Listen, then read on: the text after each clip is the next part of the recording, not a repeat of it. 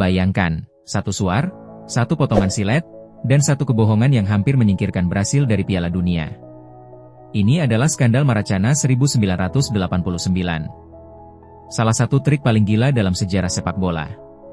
Sepak bola selalu punya sisi gelap. Dari tangan Tuhan Diego Maradona, main games Emiliano Martinez, hingga drama Rivaldo di Piala Dunia 2002. Tapi tidak ada yang sebanding dengan apa yang dilakukan tim nasional Chili tahun 1989. Sebuah rencana licik, yang hampir berhasil. Saat itu, Brasil berada di grup kualifikasi bersama Chili dan Venezuela. Venezuela dianggap lemah, jadi semua orang tahu, lolos atau tidaknya akan ditentukan dari dua pertandingan Brasil melawan Chili. Kedua tim sama kuatnya. Brasil dengan Careca, Bebeto, dan Tafarel. Chili dengan para pemain pekerja keras dan ambisi besar.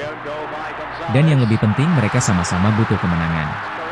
Pertemuan pertama di Santiago langsung panas. 2 kartu merah dalam 14 menit. Tackle brutal, adu mulut, dan gol aneh dari tendangan bebas hanya beberapa langkah dari gawang Brasil. Pertandingan itu berakhir 1-1. Dan semua akan ditentukan di Maracana, tanggal 3 September 1989, Maracana penuh dengan 140.000 penonton. Brasil hanya butuh hasil imbang untuk lolos dan Chili harus menang. Brasil tanpa Romario yang masih terkena sanksi, Chili tanpa striker bintang Ivan Zamorano. Pertandingan berjalan tegang, keras, dan hati-hati.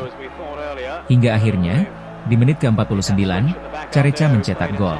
Brasil unggul 1-0, dan langkah mereka menuju Italia terlihat aman. Namun pada menit ke-68, semuanya berubah. Sebuah suar melayang dari tribun dan jatuh ke lapangan.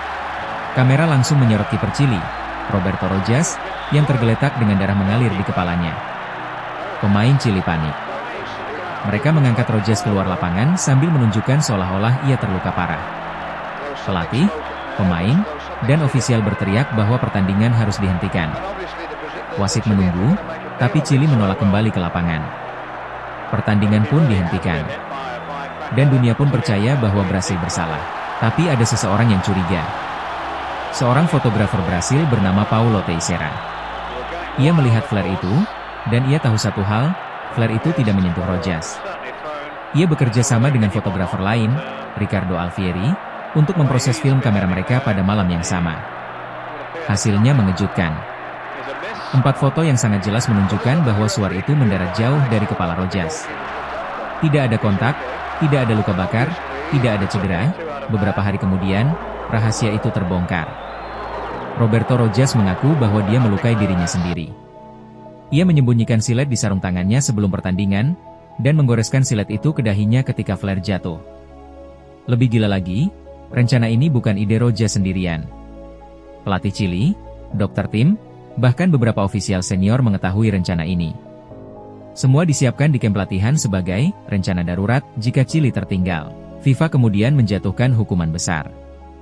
Brasil dinyatakan menang 2-0. Chili dilarang mengikuti kualifikasi Piala Dunia 1994. Pelatih dan dokter tim dihukum. Dan Roberto Rojas dijatuhi hukuman larangan seumur hidup. Rojas baru dipulihkan statusnya pada tahun 2001. Sementara itu, wanita yang melempar flare, Rosemary Melo, menjadi selebritas kecil. Ia dijuluki Maracana Rocket dan bahkan tampil di sampul majalah setelah kejadian itu. Seandainya bukan karena satu fotografer, foto-foto itu tidak ada, dan dunia percaya pada drama itu, Chili mungkin benar-benar lolos ke Piala Dunia 1990 karena sebuah kebohongan. Namun pada akhirnya, kebenaran menang. Skandal Maracana 1989 adalah salah satu momen paling gelap dalam sejarah sepak bola. Bukan hanya karena kecurangannya, tetapi karena tingkat perencanaannya. Dan karena semuanya hampir berhasil. Ini adalah pengingat, sepandai-pandainya tipu daya, kamera dan kebenaran tidak bisa dibohongi.